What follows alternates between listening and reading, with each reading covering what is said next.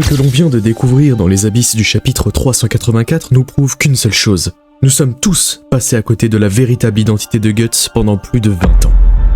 Quoi? Non, c'est pas possible. Le berserk peut pas tourner dans ce sens. Non, c'est trop pour moi là, c'est... Ce chapitre 384 nous plonge au cœur même de cette agonie silencieuse. Dès les premières planches, on découvre Guts, piégé, enfermé dans ce qui s'apparente à un cocon, recroquevillé en position fétale. Il ne se bat pas contre une armée d'apôtres, il entame une chute vertigineuse dans les profondeurs de sa propre abîme. C'est le début d'une introspection totale, une renaissance forcée pour un homme à bout de souffle, qui cherche désespérément un sens à tout ce chaos. Et alors que les souvenirs remontent à la surface et défilent sous ses yeux, on s'attendrait presque à y retrouver la rage familière du guerrier noir, cette étincelle qui le pousse toujours à survivre coûte que coûte. Mais la réalité est bien plus cruelle. Ce qui ronge Guts au fond de ce cocon, ce n'est pas la haine de Griffiths, c'est son syndrome de l'imposteur. Perdu dans cette immensité froide, il s'isole. Il s'enfonce dans un dégoût de lui-même absolu et finit par absorber l'intégralité de la culpabilité liée à la chute de la troupe du faucon. C'est vraiment terrifiant d'assister à la destruction psychologique d'un tel personnage. Il en vient à la conclusion glaçante que sa propre existence n'était qu'une erreur. Une anomalie de ce monde qui n'a fait que semer la mort et la souffrance chez ceux qu'il tentait de protéger. Guts, le survivant ultime, est aujourd'hui intimement persuadé d'être le seul et unique responsable de son propre enfer.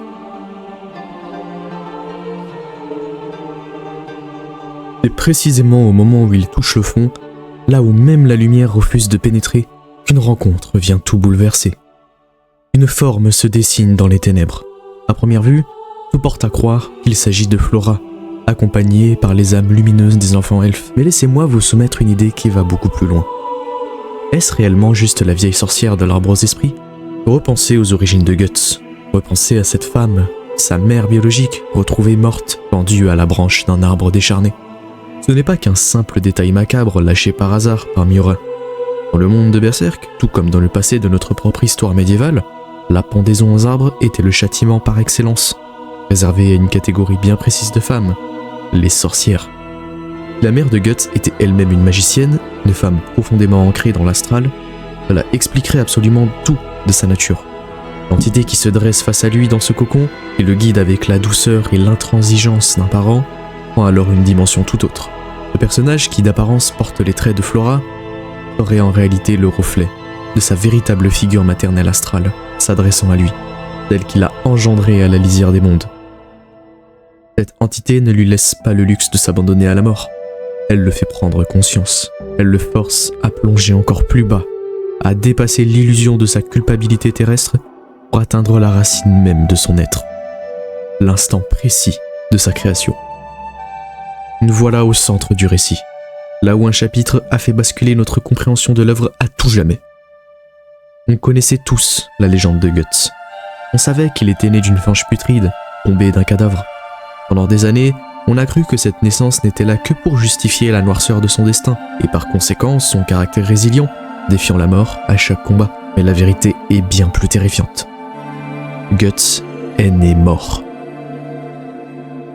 Lorsqu'il a poussé son premier cri et qu'il a été ramené à la vie, le miracle a eu un prix. Une fraction de lui n'a jamais franchi la frontière entre les deux plans de réalité qui érigent le monde de Berserk. Une partie de son âme donc est restée captive, emprisonnée dans le plan astral, le plan de toutes les formes de magie inaccessibles aux humains ordinaires. En réalité, depuis ce jour, depuis la toute première seconde de l'œuvre, Guts arpente le monde physique en tant qu'être incomplet, corps divisé. Nous ne sommes plus volontairement dans le récit de l'humain tragique. C'est une erreur de la nature, une véritable aberration métaphysique, l'enfant du chaos. Et pendant que notre cerveau essaie d'assimiler cette révélation, on nous offre une séquence visuelle d'une puissance inouïe. Sous nos yeux, l'âme originelle de ce bébé mort-né, cette part d'ombre restée dans les abysses, s'approche du Guts actuel. L'adulte mutilé par la vie et le fœtus prisonnier de la mort s'enlacent. Ils fusionnent. La boucle est bouclée. Ce n'est plus l'histoire d'un homme qui cherche à se réparer.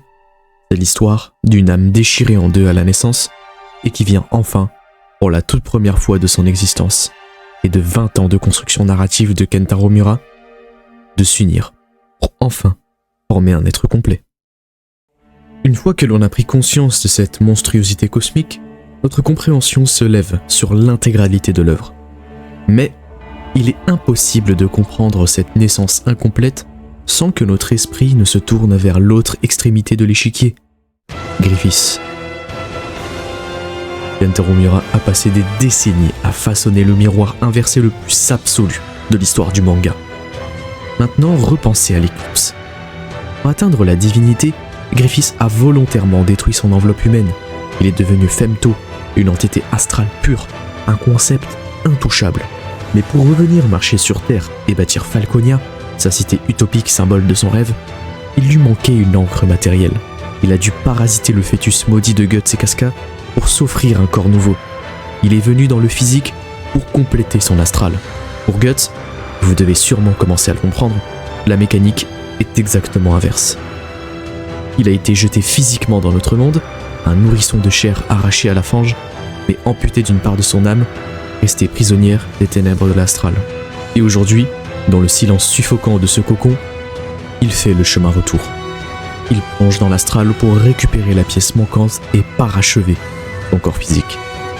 Les deux hommes ne sont plus de simples rivaux, ce sont les deux seules véritables anomalies de l'univers de Berserk. Deux entités hybrides qui transcendent les lois de la création, existant avec la même intensité sur le plan matériel et spirituel. Leur trajectoire est la définition même du yin et du yang.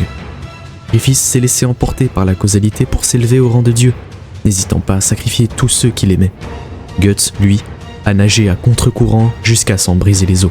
Et au moment de son introspection dans l'abîme, plutôt que de rejeter la faute, il choisit de porter tout le fardeau de la culpabilité pour préserver la mémoire de ses compagnons. L'un s'est vidé de son humanité pour se gorger de lumière divine, l'autre s'imprègne de ses pires ténèbres pour redevenir pleinement humain. Le plus troublant, c'est que rien de tout cela ne sort de nulle part. Depuis le premier arc, l'œuvre nous hurlait la vérité au visage. Guts n'a jamais été qu'un simple mercenaire malchanceux. Il pouvait interagir avec cet esprit appelé Shitch au fond de sa géole. Si les Béhérites finissaient inexorablement par croiser son chemin, si Zod sentait en lui cette persistance de la mort, c'est tout simplement parce que l'astral coulait déjà dans ses veines. Et enfin, ce qui nous amène à cette révélation, cette phrase prophétique du Skull Knight, lâchée il y a plus de 20 ans, qui résonne aujourd'hui comme une sentence. Toi et tes compagnons, et ceux de la chair décharnée encore indiscernable, l'heure où eux et le roi appelleront ton corps divisé en cet autre monde. Toi qui naquis d'un corps sans vie, toi dont la vie émerge d'une fange putride, toi plus intime avec la mort que quiconque, et par-dessus tout plus habile à la fuir. Il savait, le chevalier squelette a toujours su que par cette nature hybride, Guts était l'ultime faille dans la matrice de la main de Dieu. Ce chapitre et cette prise de conscience vertigineuse, on va la digérer ensemble. Lire Berserk, c'est accepter de se faire torturer l'esprit. C'est notre propre causalité. Nous sommes, d'une certaine manière, des êtres marqués. On vit sur le seuil. Le serveur Discord qu'on a bâti, l'interstice, porte parfaitement son nom. On est tous là, à la lisière du monde, à décortiquer une histoire qu'on ne vivra qu'une seule fois dans notre vie. Et rien que pour ça, merci d'être là. Alors maintenant que Guts a enfin trouvé son âme manquante, à quoi doit-on s'attendre ? Est-ce que cette réunification va éveiller de nouvelles capacités en lui ? L'armure du berserker va-t-elle réagir différemment à un esprit complet ? Va-t-il acquérir une perception ou une manipulation de l'espace astral capable de rivaliser avec les apôtres de haut rang ? C'est à vous de prendre le relais. Dites-moi en commentaire jusqu'où vous pensez que cette évolution va mener. Le débat est ouvert et je lirai vos meilleures théories avec attention. Si ce chapitre vous a, comme moi, retourné le cerveau, soutenez la chaîne. Lâchez votre meilleur like, abonnez-vous. La barre des 20 000 abonnés n'est plus très loin. Rejoignez-nous dans l'interstice via le lien en description pour continuer à partager la passion. Prenez soin de vous, chers strugglers. À très bientôt.